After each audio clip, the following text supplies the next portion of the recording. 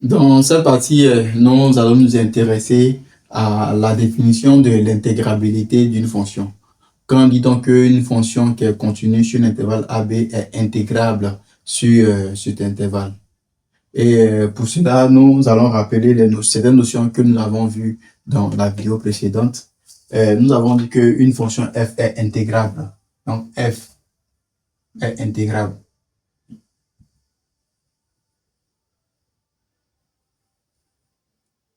sur AB si on rappelle que f était une fonction continue par morceau sur AB. OK.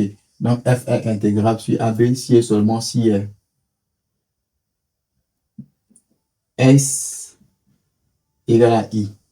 Donc, je vais rappeler S. On a dit que S était le support de I roulé 1 et J plutôt, c'est on prend S égale à J. On prend S égale à J, où J était le F de I roulé 2. On rappelle que I roulé 1 était égal à l'ensemble formé par les intégrales de Riemann des fonctions d'escalier sur AB avec phi appartenant à A. Et puis I2, I roulé 2 était égal à l'ensemble des intégrales de Riemann de phi où les phi étaient des fonctions d'escalier appartenant à B. B roulé. OK. Bon, je vais aussi rappeler la définition des ensembles A et B. On avait dit que l'ensemble A roulé était égal à l'ensemble des phi fonctions en escalier sur AB, tel que ces phi-là étaient inférieurs ou égales à F. Et puis B roulé était égal à l'ensemble des phi appartenant à l'ensemble des fonctions en escalier sur AB, tel que ces phi-là étaient supérieurs à F. Donc F inférieur ou égal à phi. OK. Et en général, si une fonction est intégrable, donc on va appeler, on va noter l'intégrale de f sur AB, ceci, qui est égal à S aussi égal à J. OK. Donc si une fonction est intégrable sur l'intervalle AB, dans ce cas, nous avons S égale à J, avec S défini comme ceci et J défini comme ceci. Et l'intégrale de f sur AB est défini par S, qui est égal à J, et noté comme ceci. OK. Maintenant, nous allons montrer que lorsqu'une fonction est intégrable sur AB, alors cette fonction est limite d'une suite de fonctions, d'une suite plutôt d'intégrales de Riemann. Donc, ça veut dire qu'il existe une suite, mais en d'autres termes, oui, f est intégrable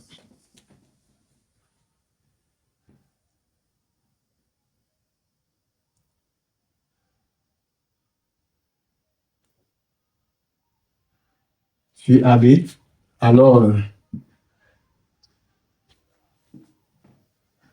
il existe une suite d'intégrales de Riemann sur AB, telle que ces suites-là convergent vers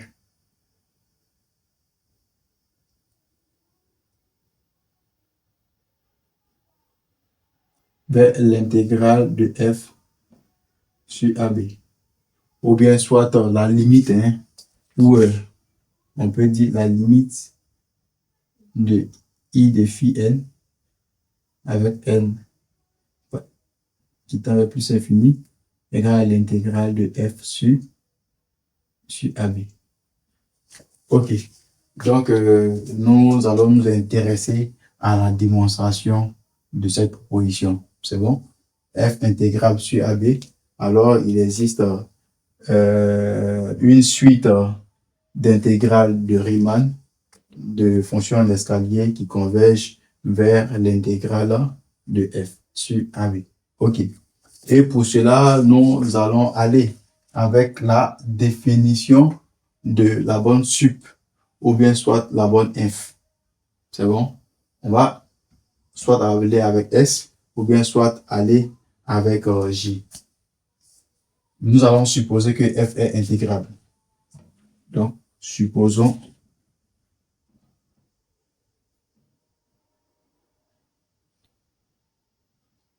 que F est intégrable sur AB. OK. Donc,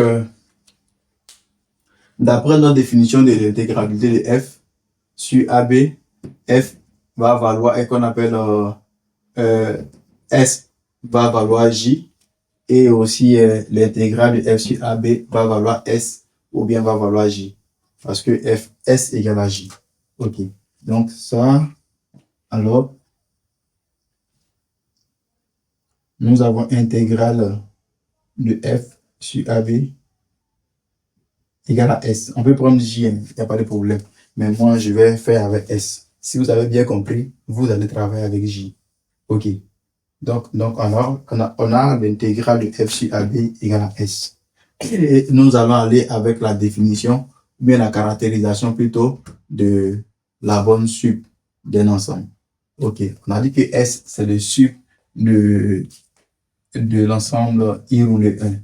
Donc, cela veut dire que pour tout S pylône supérieur à 0, il va exister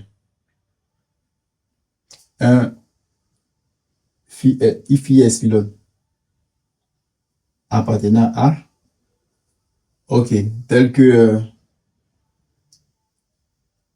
I de phi S pylône soit inférieur ou égal à S, qui à son tour inférieur à I de phi S pylône plus epsilon. Ça, c'est la caractérisation de la borne sup. Il n'est rien fait d'extraordinaire. OK. Maintenant, je vais venir changer. On dit pour tout epsilon supérieur à 0. Donc, moi, je vais prendre pour tout n appartenant à grand N.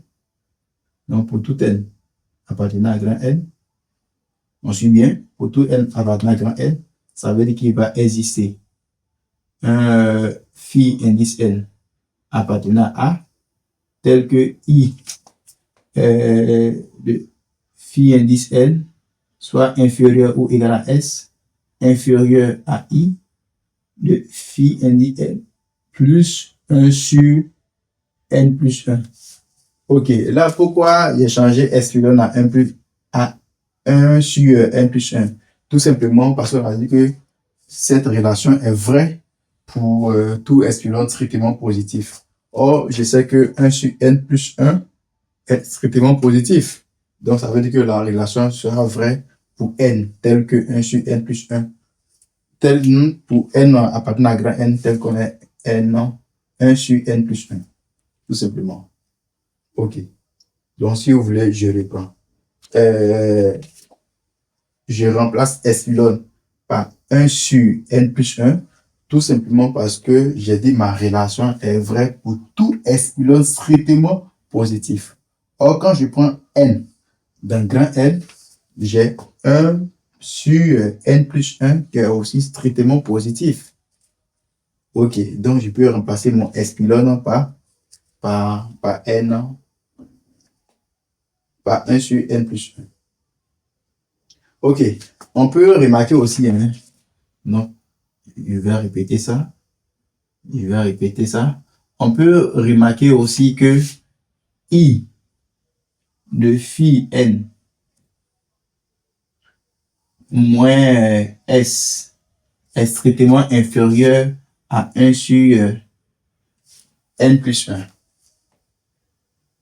Oui, parce que si on fait passer le S ici à gauche, on aura I de phi n moins S est inférieur ou égal à 0. Or, on a dit que 1 sur n plus 1 est strictement positif. Donc, ça veut dire que ceci sera inférieur à 1 sur n plus 1. OK. Je peux aussi observer que S moins I de phi n est inférieur à 1 sur n plus 1. Vous pouvez marquer ça. Parce que j'ai dit que S est strictement inférieur à ça. Donc, si celui-ci il passe à gauche, j'ai S moins I de phi n est strictement inférieur à 1 sur n plus 1. Donc, ici, c'est comme s'il y a un nombre et son opposé sont tous inférieurs à 1 sur n plus 1. Ça veut dire que la valeur absolue de ce nombre est inférieure à 1 sur n plus 1. OK. D'où je peux recopier. Bon, je vais mettre les deux traits pour dire que on recopie toujours les mêmes éléments. OK. Donc, en recopiant les mêmes éléments, j'ai valeur absolue de I de phi n moins S inférieur à 1 sur n plus 1. OK. Donc, je peux voir que en passant à la limite, il y a ceci qui tend vers 0. Et comme ceci tend vers 0, donc ça veut dire que I de phi n tend vers S. OK. Donc,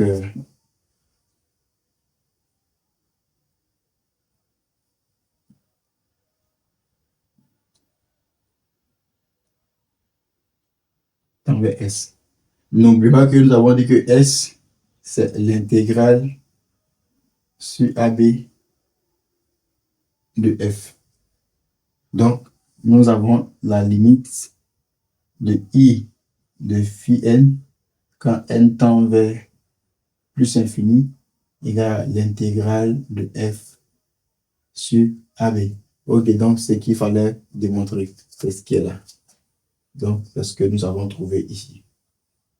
Donc, on peut s'arrêter là parce que notre objectif a été atteint. OK. Donc, on revient juste pour dire que lorsqu'une fonction est intégrable, alors cette fonction-là est la limite d'une est la limite de la suite d'une intégrale de Riemann.